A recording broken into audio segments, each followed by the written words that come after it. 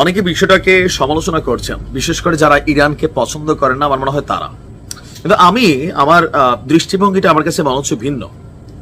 যে আপনার সামনে আপনি ধরেন একজন নিরস্ত্র ব্যক্তি, অথবা আছে মেশিনারি ছোটখাটো, কিন্তু আপনার সামনে একজন মানুষ আছে যার কাছে ধরেন একটা মিসাইল আছে, আর আপনি হাতে বন্দুক নিয়ে বসে আছেন, অথবা এলএনজি, অথবা আপনি ট্যাঙ্ক নিয়ে বসে আছেন, অথবা কামান নিয়ে বসে আছেন, কিন্তু আপনিও শক্তিশালী, বাট বিপরীত প্রান্তে যিনি আছেন তার কাছে মিসাইল আছে, যেটা 100 মাইল দূর থেকে আপনার এই ট্যাঙ্ক সহ আপনাকে পুত করে দিতে সক্ষম। শত্রুর অবস্থান বিবেচনা করে লড়াইটাকে নির্ধারণ করা উচিত যে আমি কতটুকু প্রিপেয়ার আছি, যে আমার কাছে কি আকাশ প্রতিরক্ষা সিস্টেম আছে, তার কাছে তো মিসাইল আছে, সে যদি মিসাইল মারে আমি আকাশ প্রতিরক্ষা সিস্টেম দিয়ে এটাকে আটকাই দেব। মিনিমাম এতটুকু থাকতে হবে। আর এতটুকু প্রস্তুতি ছাড়া আপনি যদি কোনো যুদ্ধকে আঞ্জাম দিতেন যান, পরিণতি নির্ঘাত পরাজয় এবং মৃত্যু। আর এটার জন্য আপনি কোনো শহীদি অথবা বীরত্ব পাবেন না। এটার নাম হচ্ছে গর্ধগিরি, বোকামি। এতগুলো কথা কেন বললাম? ইরানের সাথে একটা পারমাণবিক চুক্তি করার জন্য ডোনাল্ড ট্রাম্প একটা হিউজ লেভেলে কিন্তু ট্রাই করেছে, ধমক টমক দিছে, বলছে এত পরিমাণ বোমা মারবো যেটা জীবনে মারি নাই। তারপরেও ইরান বিষয়টা নিয়ে লড়াই করেছিল যে না, এটা কোনোভাবে ট্যাকেল করা যায় না। কিন্তু শেষে আমরা যখন আজকে দেখছি যে ইরানের সাথে পারমাণবিক চুক্তির একদম দ্বার প্রান্তে ট্রাম্প, দেন বিষয়টা সামনে আসছে যে আমেরিকার দেওয়া অনেক শর্তই মেনে নিচ্ছে তেহরান, ইরান। আর ডোনাল্ড ট্রাম্প তার বক্তব্য দিয়েছে যে আমরা ইরানের সঙ্গে দীর্ঘমেয়াদী শান্তির জন্য খুবই গুরুত্বপূর্ণ আলোচনায় রয়েছি। এখন যেই জায়গাতে সমস্যা সেটা হচ্ছে কি, যে সে বলছে আমরা এমন এক চুক্তির কাছাকাছি পৌঁছে গেছি যেটা করতে গিয়ে আমাদেরকে কঠোর পদক্ষেপ নেবে না।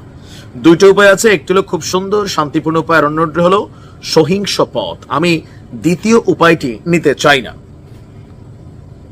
এখন এই যে ট্রাম্পের যে দ্বিতীয় উক্তিটা, এটি কিন্তু এখানে গুরুত্বপূর্ণ। প্রথম উক্তিটা হচ্ছে ইরানকে পারমাণবিক ভাবে নিরস্ত্র, অথবা এই যে ইউরেনিয়াম আছে সেটাকে পারমাণবিক অস্ত্র তৈরির বিপরীতে বিভিন্ন খাতে, জ্বালানি, বিভিন্ন শিল্প বা এই সেক্টরগুলোতে ব্যবহারের অনুমতি দিতে যাচ্ছে ট্রাম্প। তো ইরান কি তাদের পারমাণবিক কার্যক্রম বন্ধ করে দিবে? না।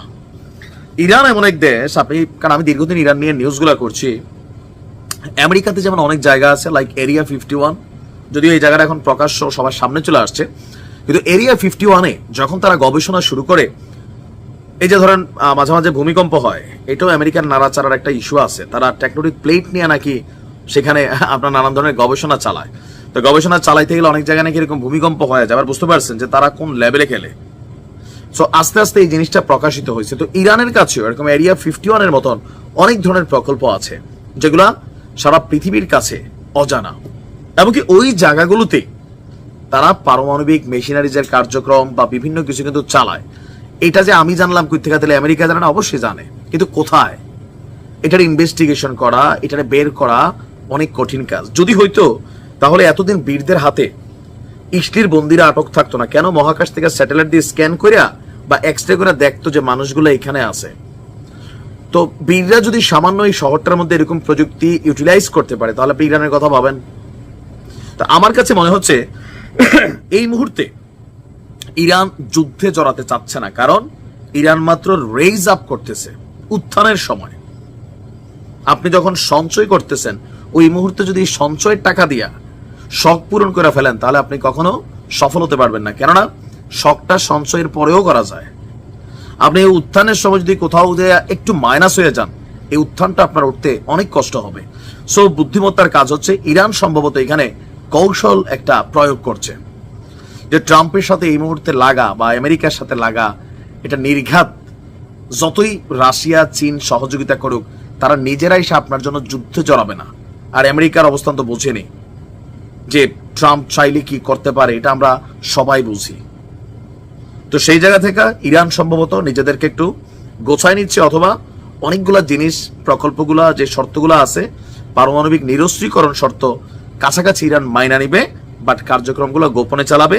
আর এটাই এই মুহূর্তে ঠান্ডা মাথার সিদ্ধান্ত হওয়া উচিত। আমার ধারণা ইরান ওইটাই নিচ্ছে, এমনকি এটাই বেটার হবে। দেখা যাক কি আছে চুক্তিতে, সামনে প্রকাশ হলে দেখবো। ভালো থাকুন।